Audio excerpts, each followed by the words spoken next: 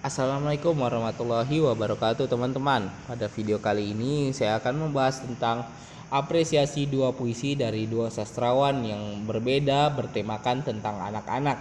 Yang pertama ada puisi Anakmu Bukanlah Milikmu yang diciptakan oleh Khalil Gibran, dan yang kedua yakni Sebuah Kamar yang diciptakan oleh Chairil Anwar.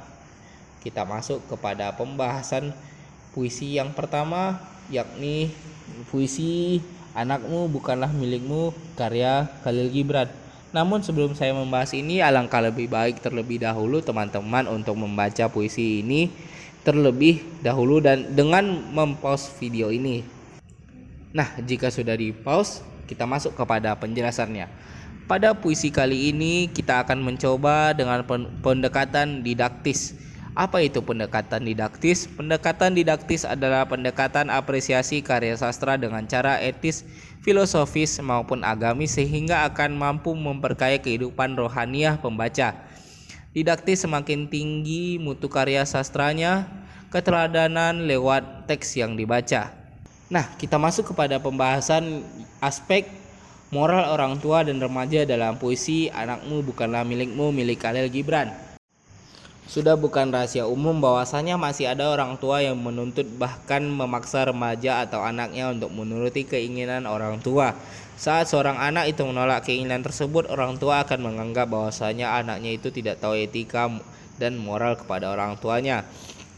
Ada pula pengertian moral secara etimologis. Kata moral berasal dari kata mos dalam bahasa Latin, bentuknya jamak mores yang artinya tata cara atau adat istiadat. Dalam KBBI 1989 halaman 592, moral diartikan sebagai akhlak budi pekerti atau susila. Secara terminologis terdapat berbagai rumusan pengertian moral yang dari segi substansif materinya tidak ada perdebatan akan, tetapi bentuk formalnya berbeda.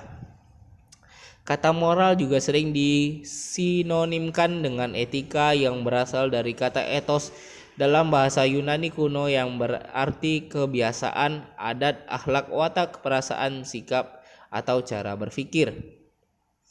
Dalam puisi Khalil Gibran yang berjudul Anakmu Bukan Milikmu terdapat kutipan mengenai moral orang tua terhadap remaja atau anaknya, yaitu dalam bait ketiga dan kelima.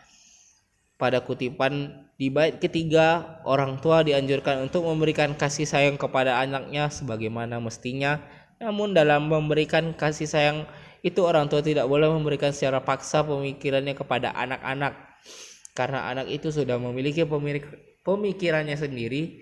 Misalnya seorang anak bermimpi menjadi seorang penulis, namun orang tua menginginkan anaknya menjadi seorang dokter dengan alasan menjadi seorang dokter masa depan anaknya bisa terjamin.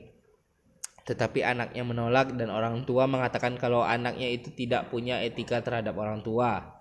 Sebagai orang tua melakukan hal semacam itu tentunya salah. Seharusnya orang tua mendukung keinginan anak selama itu hal positif.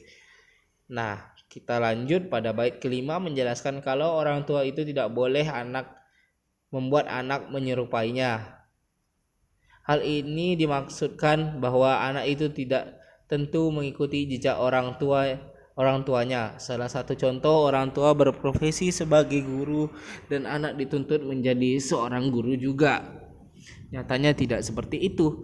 Orang tua seharusnya memberikan kebebasan dalam menata masa depannya. Hal ini karena zaman sudah berubah dan anak itu tidak mungkin kembali melalui masa-masa yang dilalui orang tuanya.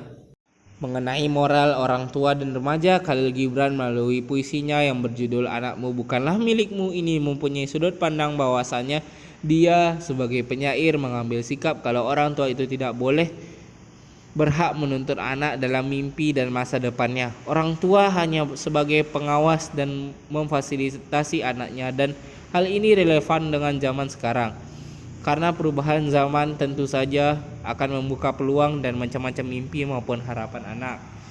Meskipun dalam puisinya Khalil Gibran lebih mengambil sudut pandang dari anak, tidak menuntut kemungkinan itu merupakan cara terbaiknya dalam membebaskan dan ikut menyuarakan anak-anak untuk menggapai mimpi dan keinginannya selama ini.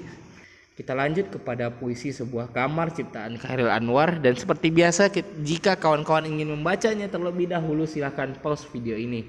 Nah, sajak yang ditulis tahun 1946 menggambarkan sesuatu yang ironis dengan gaya yang ironis pula. Dalam keadaan yang susah, orang masih ingin menambah kesusahan lagi. Dengan kamar berukuran 3x4 yang telah dihuni 7 orang, 5 anak dan kedua orang tuanya, tokoh aku masih meminta satu adik lagi. Melalui tokoh aku, Chairil Anwar ingin menggambarkan kemiskinan sang ibu tidur dalam keadaan menangis sedangkan sang ayah tidak melakukan apa-apa. Bapakku sendiri berbaring jemu, matanya menatap orang tersalib membatu. Kamar yang dihuni banyak anak tersebut seharusnya menjadi ramai, tapi sebaliknya kamar itu menjadi seperti penjara. Putus asa, sekeliling dunia bunuh diri. Itulah gambaran penduduk Indonesia yang semakin padat, jumlah penduduk bertambah, demikian juga kemiskinan.